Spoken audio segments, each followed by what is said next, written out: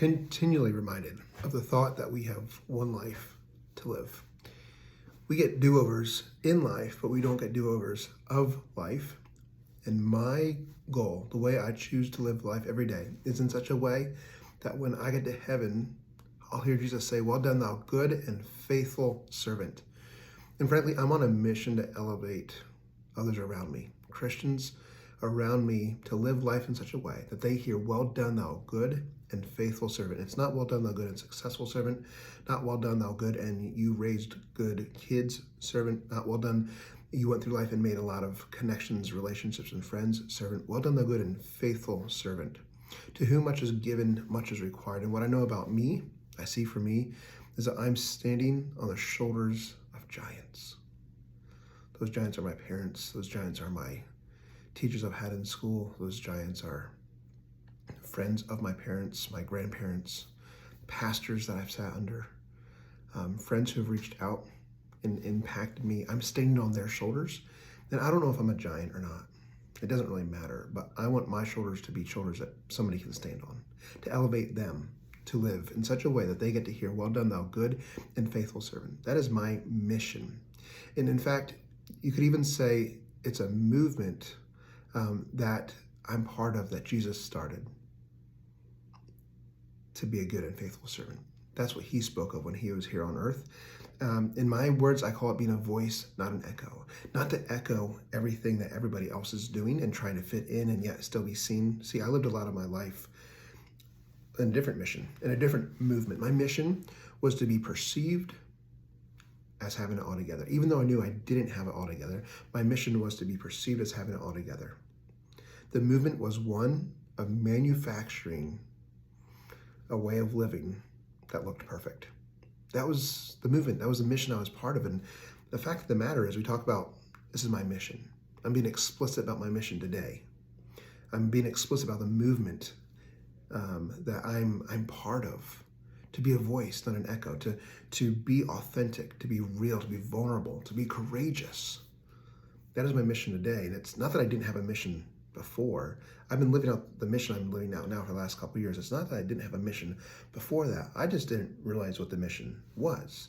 And see, we all have a mission. We're all part of a movement.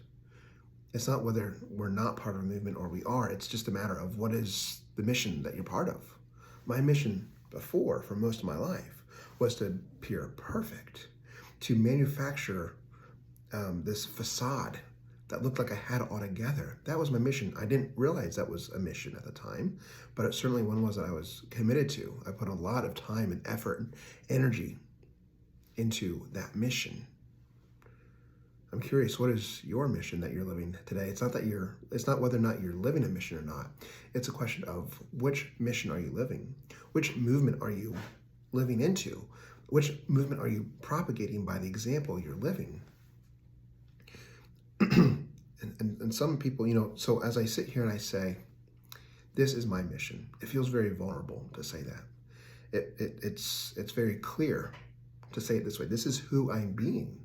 It's very vulnerable. You might not like that. You might say, who is Derek to think that he gets to say he's on a mission? These are the voices that push back against me saying, this is my mission, this is the movement, this is what I'm doing with my life. It feels very vulnerable to say that. But really, when I make it about me, it feels really vulnerable. It's hard to say. But it's not about me. It's about it's about more than me. It's about bigger than me. Some people I talk to, they say, I don't know how to believe in myself. Well, here's often what's behind that. There's a couple things behind that. Well, let's look at both of them.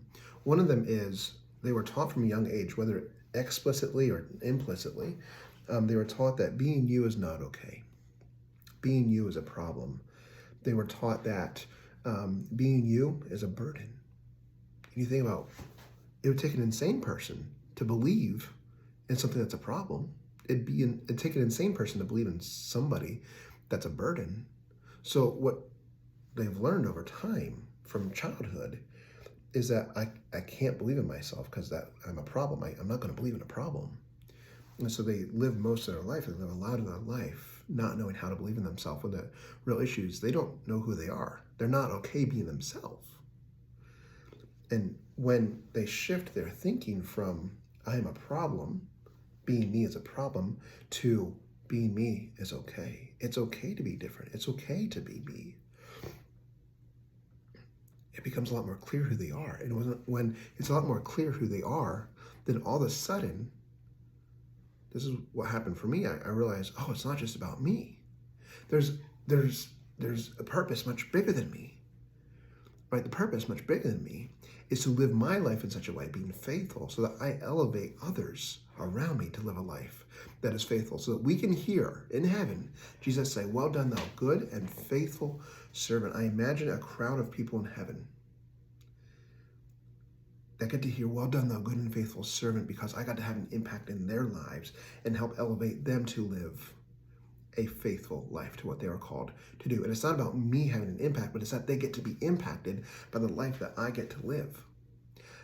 I feel compelled to take action, to live this way, because my why is to hear God say, well done, thou good and faithful servant, and not just me. Martin Luther King Jr. said, I have a dream, and his dream was about way more than himself. You see, I have a dream, and this is why I live how I live. I have a dream that one day there will be a group in heaven that we can look around and say, we were good and faithful servants. We served the purpose God put us on the earth for. You say we get second chances in life, but we don't get a second chance of life.